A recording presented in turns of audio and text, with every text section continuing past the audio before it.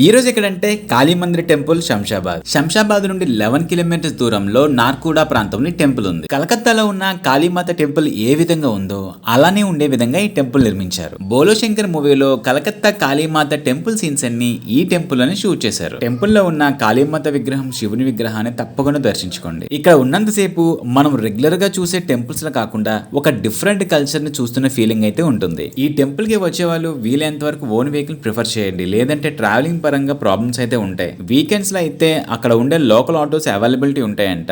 ఇక్కడ entry ticket లేదు. Present అయితే కెమెరా అండ్ వీడియో రిస్ట్రిక్షన్స్ కూడా ఏమి లేవు. ఫ్రెండ్స్ అండ్ ఫ్యామిలీతో ఒక డిఫరెంట్ ప్లేస్ కి రావాలి అనుకుంటే మాత్రం ఈ టెంపుల్ కి తప్పకుండా విజిట్ చేయండి. ఈ టెంపుల్ ని సెర్చ్ చేసేటప్పుడు కాళీమందిర్ టెంపుల్ నార్కూడా శంషాబాద్ అని లేదా స్వర్ణశిల్పి వివేకానంద కాళీమందిర్ అని సెర్చ్ చేయండి. ఎందుకంటే శంషాబాద్ కి 17 కిలోమీటర్స్ దగ్గరలో కాళీమందిర్ అని ఒక టెంపుల్ ఉంది. ఇలాంటి మరిన్ని వీడియోస్ కోసం మా ఛానల్ అయితే ఫాలో అయిపోండి. Thank you.